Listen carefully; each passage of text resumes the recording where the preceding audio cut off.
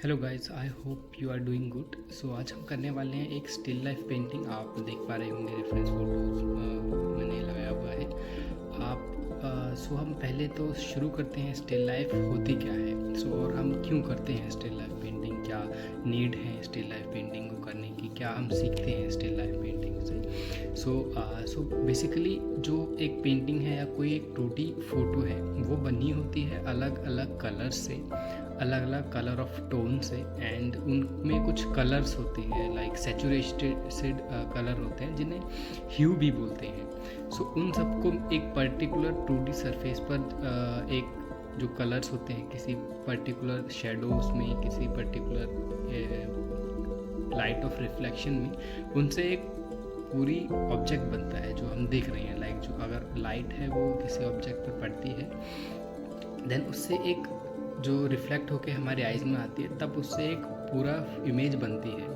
उसको हम एक, आप कह सकते हैं इसके पीछे की एक छोटा सा साइंस है ये। सो उसको हम बनाने के लिए अगर हमें एक 2D सरफेस पर कोई 3D पेंटिंग बनानी है तो हमें उन सब का ध्यान रखना होता है। 3Ds में क्या क्या उसकी वैल्यूज़ रहेंगी, क्या क्या टोन्स रहेंगे, शेडोज़ कहाँ कहाँ पर रहेंगी, किस कलर की रहेंगी, कलर सैचुरेशन क्या होता है, शेप्स कैसी होती हैं, हम आउटलाइन अगर करेंगे तो आउटलाइन में क्या क्या चीज़ों का ध्यान रखना है हमें, वो सब स्टिल लाइफ, वो सब कुछ सीखने के लिए हम स्टिल लाइफ पेंटिंग के प्रैक्टिस करते हैं। सो अगर आप बिगनर आर्टिस्ट हैं तो मैं सजेस्ट करूँगा आपको कि आप स्टिल लाइफ पेंटिंग से शुरू करें। कोई भी ऑब्जेक्ट है या फिर आप कोई रेफरेंस निकाल सकते हैं इंटरनेट से।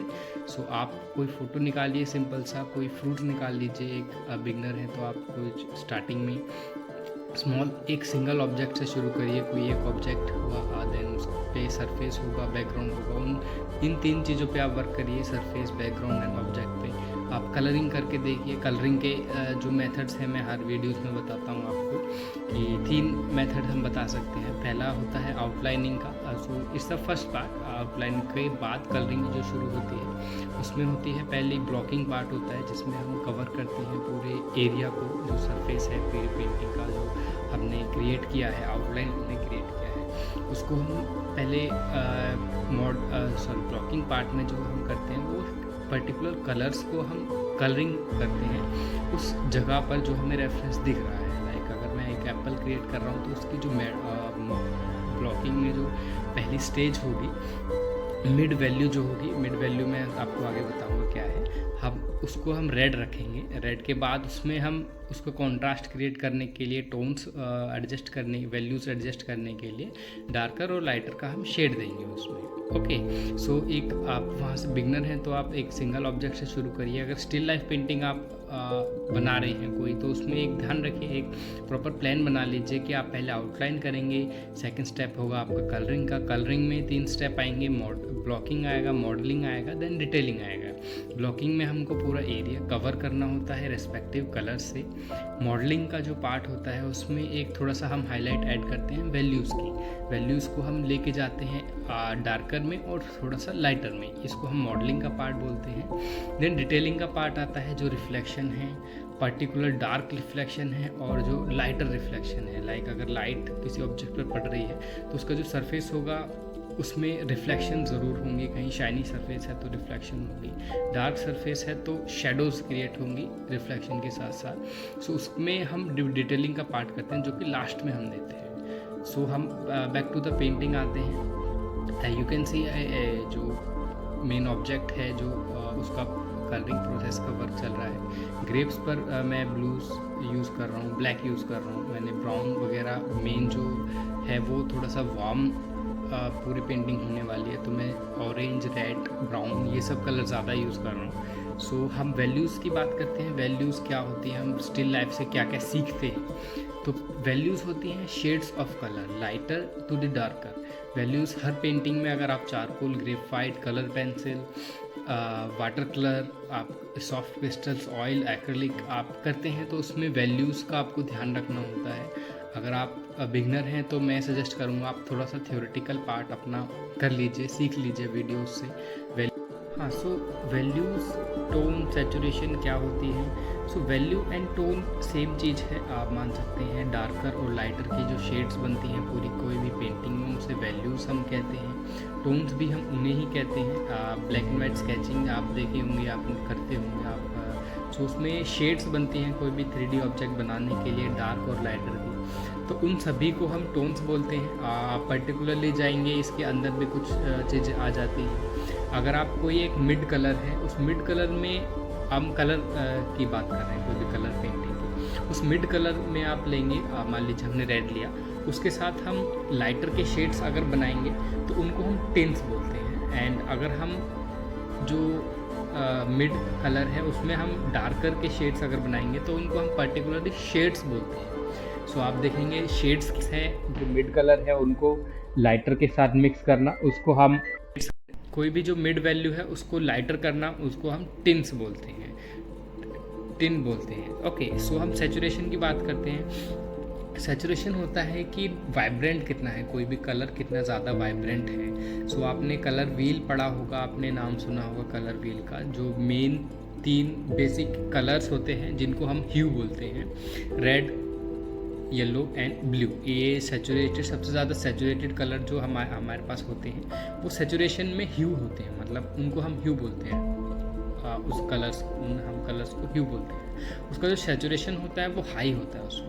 अगर हम उसका डीसैचुरेशन हमको करना है तो उसका अपोजिट कलर हम उसमें ऐड करते हैं। ये है colour wheel theory.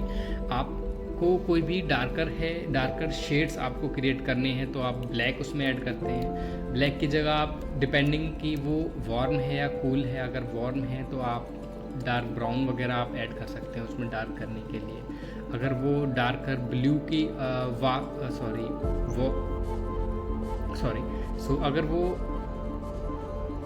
Cool colours में है सो हम उसमें ब्लू ऐड करते हैं। सो उसको पर्टिकुलरली एक रियलिस्टिक बनाने के लिए ये सब चीज़ें काम आती हैं। सैचुरेशन कितना है, सैचुरेशन को अगर डीसैचुरेट करना है, किसी रेड कलर का हम एग्जांपल लें तो कलर व्हील में जो अपोजिट कलर होता है रेड का वो होता है ग्रीन, तो हम उसमें हल्का सा ग्रीन ऐड करेंगे तो जो सैचुरेशन है वो लो हो जाएगा। एंड ये भी वक्त डिपेंड करता है कि हम जो ऐड कर रहे हैं कलर उसकी वैल्यू क्या है। मान लीजिए रेड एंड ग्रीन कलर की सेम वैल्यू का कलर हम ऐड करेंगे तो ओनली सैचुरेशन डाउन होगा, जो वैल्यू होंगी वो सेम रहेंगी। लाइक जितना शेड है, जितना लाइटर है वो उतना लाइटर, एंड जो डार्कर है वो डार्कर ही रहेगा, बस सैचुरेशन कम होगा। आपको जो वाइब्रेंट है, वाइब्रेंसी है वो कम हो जाएगी उसके अपोजिट कलर ऐड करने के बाद। सो ये होता है सैचुरेशन। सो पूरे कलर व्हील की थ्योरी है, उसके लिए एक पर्टिकुलर डेडिकेटेड वीडियो मैं बना दूंगा। ये जो थ्योरी पार्ट है आप इसे थोड़ा सा रिवाइज कर लीजिए, आप पूरा एक बार सीख लीजिए, देन आपको हर पेंटिंग में, आप भले ही कोई भी मीडियम कर रहे हो, आपको बहुत ज़्यादा काम आने वाला है ये। सो हम आगे बढ़ते हैं पेंटिंग की साइड। जो फर्स्ट स्टेज मैंने इस पेंटिंग में की थी वो थी बैकग्राउंड का पार्ट। बैकग्राउंड देने के बाद मेन जो बेस है, जो क्लोथ है, जिस क्लोथ पर ये फ्रूट्स रखे हुए हैं, जो ऑब्जेक्ट है वो रखा हुआ है, उसको मैंने क्रिएट किया एक ब्लॉकिंग स्टेज में, एक मिड वैल्यू मैंने उसमें दी। उसके बाद मैं गया हल्के से बैकग्राउंड एंड फ्रूट्स को मैंने ऐड किया। फ्रूट्स में, ग्रेप्स में मैंने ब्लू, डार्क, रेड, जो रिफ्लेक्शन आ रहा है हल्का सा रेड का आप देख पा रहे होंगे, जो डार्कर का आ रहा है ब्लैक का, वो दिया, उसमें शेडोज़ दिए। देन अनदर फ्रूट में मैंने जो उसका कलर है येलो, जो पूरी पैलेट मैंने यूज़ की है वो येलो, गोल्डन येलो, हल्का सा orange and red pure use किया है। देन उसको ब्लेंड करने के लिए मैं अपने फिंगर्स का ही यूज़ कर रहा हूँ। देन उसके बाद जो मेन ऑब्जेक्ट है, जो उसमें मैंने कलर्स ऐड किए। मिड जो कलर्स था उसका ब्राउन था, उसके साथ हल्का सा ब्लेंड करने के लिए मैंने जो एज थे उन पे मैंने ब्लैक का यूज़ किया। देन उसको ब्लेंड किया अपने फिंगर से। देन उसमें मैंने मॉडलिंग का पार्ट किया, हल्के हल्के से कलर्स और ऐड किए। एंड लास्ट में जाते जाते आपको स्मचिंग नहीं करनी है, आपको ब्लेंड नहीं करनी है, जो वाइब्रेंसी है वो कलर की बनी रहेगी पेंटिंग में। एंड जो कलर मैं यूज़ कर रहा हूँ ओनली कैमल के 36 शेड्स के मैं यूज़ कर रहा हूँ। शीट जो मैं यूज़ कर रहा हूँ वो कैनवास है, जिसके ऊपर मैंने एक खुद प्राइम किया है। प्राइम करने के लिए मैंने शायद लास्ट वीडियो में भी आपको बताया था, हल्का सा आप मार्बल डस्ट यूज़ कर सकते हैं, वॉल पुट्टी यूज़ कर सकते हैं, हल्का सा Fevicol and acrylic, white acrylic आप ऐड करके उसको पैलेट नाइफ से अप्लाई कर दीजिए, काफ़ी थिन लेयर। ड्राई होने के बाद जो सरफेस आपके पास होगी वो एक ग्रेनी सरफेस होगी, जो कि सॉफ्ट पेस्टल के लिए काफ़ी स्मूथ होती है, काफ़ी अच्छी होती है, ब्लेंडिंग उस पर काफ़ी अच्छी होती है। सो आप इसे पेपर पर भी कर सकते हैं, आप कोई थिक शीट पे यूज़ कर सकते हैं, आप 250 GSM में या 300 GSM में कर सकते हैं। सो काफ़ी है। अब मैंने डिटेलिंग पार्ट इसमें हाइलाइट्स ऐड किए हैं।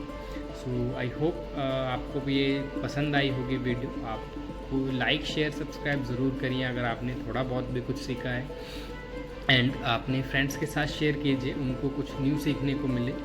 एंड जो भी आपकी क्वेरीज़ हों आप मुझे इंस्टाग्राम पर DM कर सकते हैं, अदरवाइज़ आप कमेंट बॉक्स में पूछिए एंड मैं ज़रूर आंसर दूंगा as soon as possible. Thank you.